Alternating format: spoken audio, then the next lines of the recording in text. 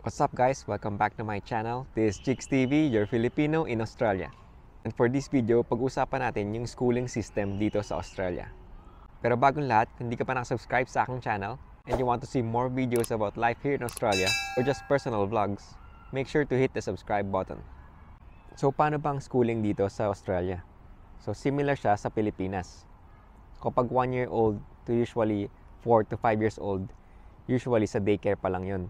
Tapos doon pa lang, after nun, yung parang mandatory na schooling ng bata, which is year 1 to year 12, yung tawag dito. So after yung year 12, doon na pwedeng mag-college or university yung bata. So yung public schooling system dito is libre. Pero usually, kailangan mo pa rin magbayad ng ibang miscellaneous fees, tulad ng libro, uniform, iba pang gamit ng bata sa school, at siguro mga extracurricular subjects at activities. Pero kung gusto nyo pa rin sa private school mag-aral yung bata, usually dahil sa religious reasons, doon na may bayad. So depende na yun sa school. Yung iba, mura lang yung bayad, pero yung iba naman na usually mas maganda or mas exclusive, doon na mas mataas yung kailangan bayaran. Pero maraming nagsasabi, at based na rin sa observation ko, na yung mga public school dito is magaganda na. Lalo pa daw sa mga schools sa ibang lugar or suburb or village na matatawag sa Pilipinas. Meron kasi silang tinatawag na catchment dito sa Australia na hindi basta-basta pwedeng mamili ka lang kung saan public school mo pwedeng pumasok. So kung saan public school ka pwedeng pumasok, ay nakadepende kung saang area ka nakatira or nag-i-stay. Yung iba pa nga na nakatira, kunwari currently sa isang area na hindi sakop sa catchment ng public school na gusto nila, ay lumilipat pa ng tirahan. Kasi dapat may period na nakatira ka sa isang lugar para makonsider ka nila sa public school na yon. Di lang ako sure kung mga 6 months to 1 year or more than pa. Or baka may cut-off date na dapat nakatira ka na doon sa area na yon para makonsider ka ng school na yon. Di lang ako sure kung dapat nakatira ka sa area na yon during the duration na nag-aaral yung bata or pwede ka nang lumipat ng area ulit ng titirahan after some period. Or baka depende yun sa school na. Bago pala ako magpatuloy guys, if you find this video helpful, don't forget to hit that like button. Yung mga catchment nito ay isa sa mga dapat nyo i-consider, lalo na kung balak nyong pag-aralin yung anak nyo sa isang public school. Lalo na kung may target kayo or gusto kayong public school na puntahan.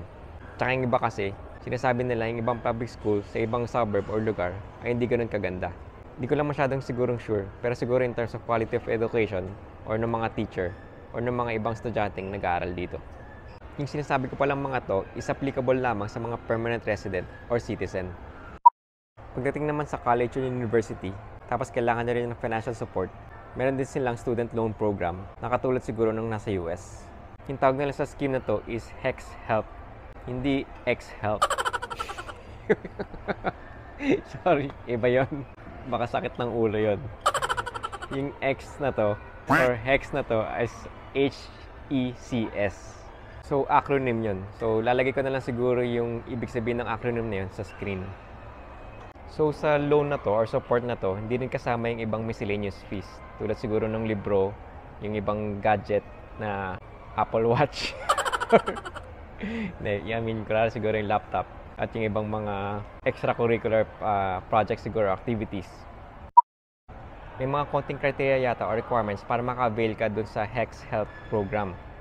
Yung isa sa mga nakita ko is dapat part ng program na to yung school na papasukan mo, which is mostly yata yung mga public schools or universities.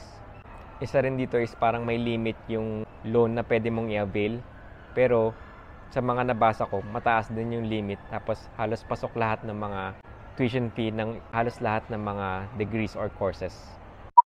Yung maganda sa loan na to is babayaran mo lang siya kapag meron ka ng work through the tax system nila or through the ATO or yung parang BIR nila, or kapag nagsasubmit ka ng income tax mo. Doon ikakaltas yung repayment mo sa loan na ito. Yung isa pang maganda dito is dapat meron ka lang minimum na income bago mo simulang bayaran yung utang mo dito. Sa nakita ko, parang 56,000 AUD yata per year yung income mo dapat bago mo simulang bayaran yung utang mo dito. So kapag hindi umabot yung income mo per year sa threshold na to, hindi ka required na bayaran yung student loan mo or simulang bayaran yung student loan mo.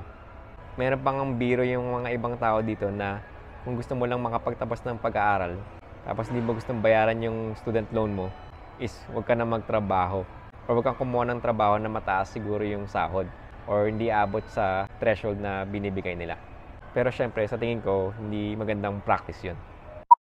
Tsaka kahit lumagpas ka sa threshold or minimum na kailangan mo na magbayad ng utang mo dito, hindi siya biglaan or malaki kagad. Parang meron pa rin mga range or bracket yung gaano kataas yung sahod mo per year sa babayaran mo.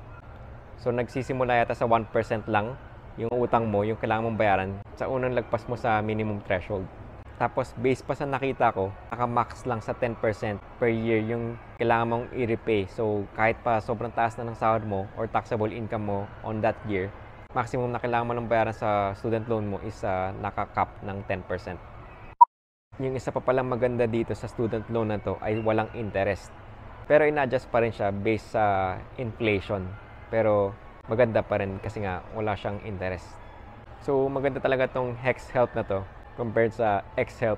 Na siguro kailangan mo kagad bayaran lahat, lalo na kapag ikaw ay na tulfo. Meron pa nga sila dito ang tinatawag na ibang type ng school for tertiary education na tinatawag nilang TAFE. Yung mga yon ay usually mas mababa yung cost ng schooling compared sa mga ibang university. Pwede nyo rin siguro maging option yon para sa inyong mga anak. Kasi sabi ng iba, maganda rin yung mga program doon at naging prepared din daw talaga yung mga estudyante sa workplace or sa outside world. Marami pa nga mga Pinoy na nagsasabi na mas madali yung pag-aaral dito, lalo na pagdating sa college or university, at mas lalo daw kapag compared sa Pilipinas. Ang usual practice pa dito is yung mga estudyante ay nag-start na mag-work or mag-part-time work or casual work by the age of 15. So, bawas gastos na rin yun para sa mga magulang or sa pamilya. Pero actually, yung mga sahod ng mga estudyante dito is mas mababa or tinatawag na student rate compared sa hindi estudyante. So marami kayo dito mapapansin ng mga bata nag-work, lalo na sa mga fast food restaurant or sa mga retail shop sa mga mall. So yun lang ulit guys sa ngayon. Sana nagustuhan nyo ulit yung video na ito. Kung hindi nyo pa nagagawa, sana gawin nyo na. Don't forget to hit that like button. At share yung video na ito sa mga sa tingin nyo makakatulong ang video na ito. Thank you again for watching. God bless and see you on the next one.